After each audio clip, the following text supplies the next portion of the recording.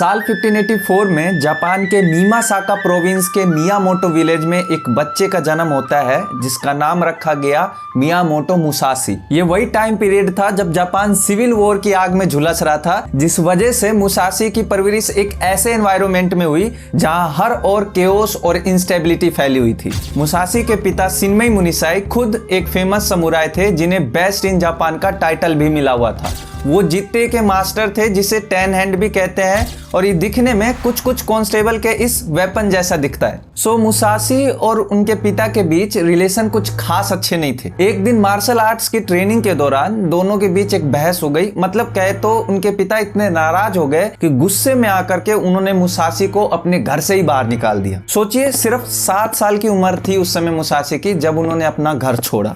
घर छोड़ने के बाद मुसाशी पहुंचते हैं अपने एक अंकल डोरिन के पास जो जैन बुद्धिज्म को फॉलो करते थे। अगले कुछ साल मुसाशी बुद्धिज्म और कन्फ्यूशियस के टीचिंग्स को सीखते हैं जो आगे चलकर उनके काम भी आता है। तलवार चलाना और जीते चलाना उन्हें पहले से ही आता था। समय बीता और मुसाशी जब 13 साल के हुए और एक दिन टहल रहे थे तब उन्हें नदी के किनारे एक बोर्ड दिखता है जिस पर एक चैलेंज लिखा हुआ था डुएल फाइट के लिए।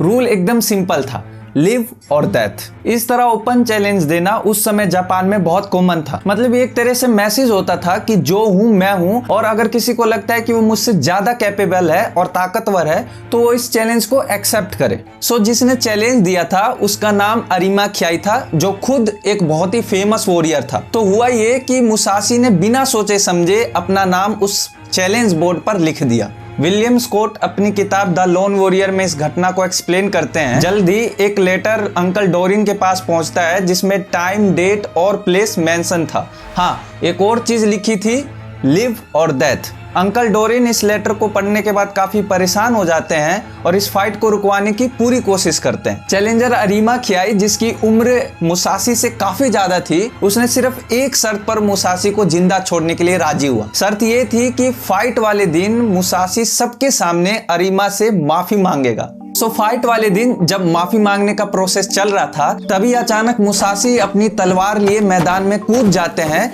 जो एक इशारा था फाइट का। जब तक कि कोई मुसाशी को रोक पाता, दोनों के बीच बैटल शुरू हो जाता है। बैटल शुरू होते ही दोनों वॉरियर एक दूसरे की तरफ बहुत तेजी से भागते हैं पहला स्ट्राइक मारने के लिए। पहले स्ट्राइक के दौरान जो अरिमा का स्ट्राइक था उसको डिच करते हुए मुसाशी साइड हटे और उनका जो पहला स्ट्राइक था मुसाशी का, वो अरिमा के सीधे सर पर पड़ा, जिसके कारण अरिमा पहले स्ट्राइक में जमीन पर गिर जाते हैं। जमीन पर गिरने के बाद मुसाशी ने बंबू की बनी तलवार से अरिमा की आंखों के बीच में एक ही जगह पर लगातार हमला करते रहे जब तक कि अरिमा की डेथ नहीं हो गई। इस इंसिडेंट ने वहां मौजूद सबके होश उड़ा दी। अंकल डोरिन को तो यकीन ही नहीं हुआ कि मरने वाला उनका भतीजा मुसाशी नहीं बल्कि अरिमा है। इस तरह मात्र 13 साल की उम्र में मुसाशी अपना पहला ड्यूअल फाइट लड़े और वो भी लिव और डेथ मैच, और ना केवल लड़े बल्कि एक बहुत ही डोमिनेटिंग विक्ट्री भी हासिल की। इस बैटल के बाद उनकी लाइफ का एक ऐसा डेथ टूर्नामेंट शुरू होता है जो आने वाले समय में उन्हें दुनिया का सबसे ग्रेटेस्ट समुराई बनाने वाला था। अगर आप आज भी गूगल पर सर्च करते हैं who is the greatest samurai of all time या फिर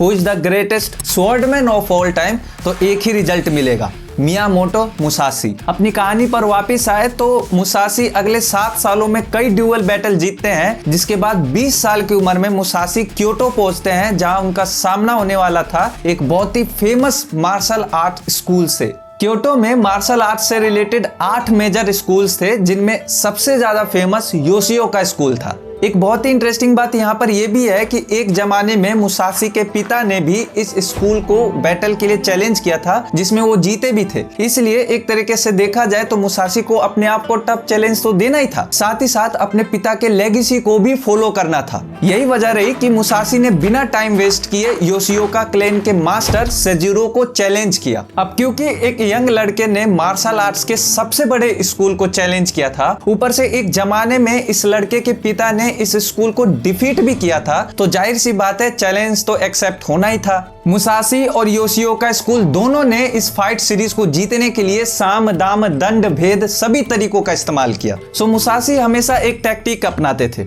वो जानबूझकर फाइट वाली जगह पर लेट पहुंचते थे, जिससे ओपोनेंट फ्रस्ट्रेट हो जाता था और जिसका फायदा मुसाशी को होता था। सो मुसाशी प्लानिंग के तहत काफी लेट पहुंचते हैं, जिससे फ्रस्ट्रेट हो चुके मास्टर शिजुरो ने जल्दबाजी में पहला हमला किया, जिसका फायदा मुसाशी ने उठाया।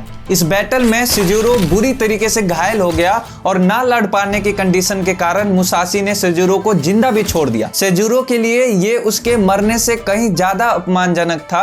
हालांकि कुछ ही दिनों बाद घायल अवस्था में उसकी मृत्यु भी हो जाती है। इस हार ने शिजुरो के साथ साथ योशिओका क्लैन की इमेज को भी एक बहुत बड़ा नुकसान पहुंचाया। योशिओका क्लैन के नए मास्टर बने शिजुरो के भाई डेंशिशिरो ने अपने भाई की मौत का बदला और क्लैन की इमेज को वापस ट्रैक पर लाने के लिए मुसाशी को चैलेंज किया।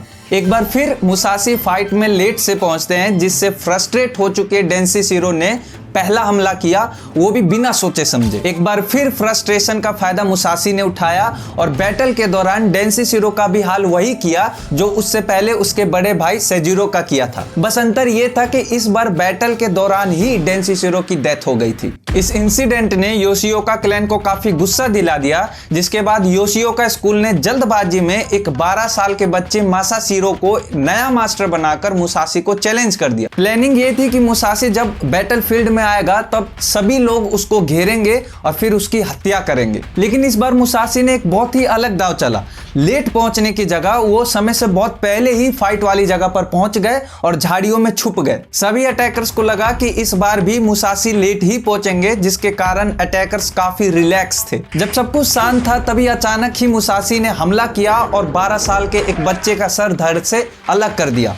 हत्या के बाद भागते टाइम उन अटैकर्स ने मुसाशी का पीछा किया। सो मुसाशी जो उस समय एक तलवार से लड़ रहे थे, अचानक उन्होंने अपने दूसरे तलवार को निकाल करके दोनों हाथों से तलवारबाजी करने लगे। इस स्टाइल को जापानीज में निशो शी रयू कहा जाता है, यानी टू स्वॉर्ड स्टाइल। इस यूनिक स्टाइल के लिए मुसाशी को केंसाई भी कहा जाता है, जिसका मतलब होता है स्वॉर्ड सेंट। अपने पॉपुलैरिटी के पीक टाइम में ही उन्होंने अपनी जिंदगी की सबसे टफ और सबसे पॉपुलर फाइट लड़ी। साल 1612 में 28 साल की उम्र में मुसाशी की लड़ाई होने वाली थी ससाकी कोजीरो से। कोजीरो जिस कारण से फेमस था वो था उसका स्वॉर्ड टेक्निक, जिसे सुमे गैसी यानी स्वेलो कट टेक्निक कहा जाता था। इसमें होता ये था कि कोजीरो अपनी पहली स्ट्राइक के दौरान अपने तलवार को ऊपर से नीचे की ओर ओपोनेंट की तरफ लाता। इससे होता ये था कि ओपोनेंट को उसकी स्ट्राइक को ब्लॉक करने के लिए अपनी तलवार को सर के ऊपर लेके जाना पड़ता। अब इससे होता ये था कि कोजीरो की तलवार स्ट्राइक करने के दौरान ही ओपोनेंट की तलवार से लग करके नीचे आ जाती और जैसे ही ओपोनेंट नॉर्मल पोजीशन में आने की कोशिश करता, उससे पहले ही कोजीरो की तलवार नीचे से ऊपर की ओर खसक जाती, जिससे ओपोनेंट 2 पार्ट्स में कट जाता।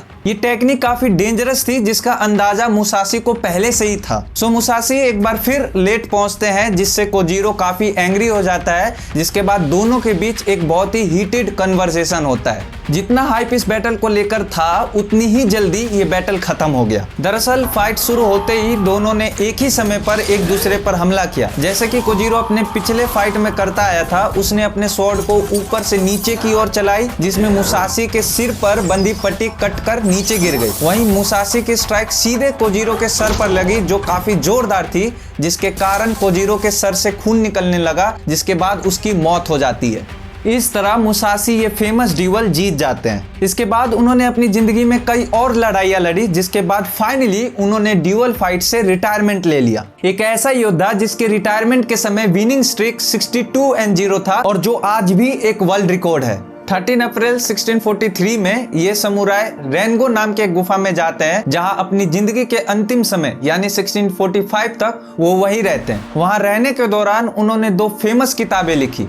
पहला गो रिन नो सो, जिसे द बुक ऑफ 5 रिंग्स भी कहा जाता है, और दूसरा डोकोडो, जिसे द पाथ ऑफ एलोनेस भी कहते हैं। मुसाशी के कुछ फेमस कोट्स भी है जो हमारे लाइफ से सीधे जुड़े हुए हैं, जैसे you can only fight the way you practice. Do not regret what you have done. It is difficult to understand the universe if you only study one planet. If may seems difficult at first but everything is difficult at first. इसके अलावा उन्होंने कुछ बेहतरीन paintings भी बनाई जो उनकी एक अलग काबिलियत को दिखाता है। माना जाता है कि मुसाशी कभी नहाए नहीं, ऐसा इसलिए ताकि उनकी सोर्स उनसे एक सेकंड के लिए भी अलग ना हो और एनिमी को मौका ना मिले उन पर अचानक हमला करने का। इतिहासकार कामिको बताती है अपने पूरे जीवन में मुसाशी ने कभी शादी नहीं की, ना ही कभी अपने बाल कटवाए और ना ही कभी स्नान किया। जापान के सबसे बड़े समुराई मुसाशी और सबसे बड़े निंजा हथौड़ी का टाइम पीरियड एक ही है, दोनों टोकुगावा एरा के समय के हैं। पर खास बात यह है कि दोनों में से कोई भी राजा नहीं था। इसके बावजूद दोनों अपनी एबिलिटी के दम पर न केवल जापान में बल्कि पूरी दुनिया में फेमस हुए। मिलते हैं अगले वीडियो में।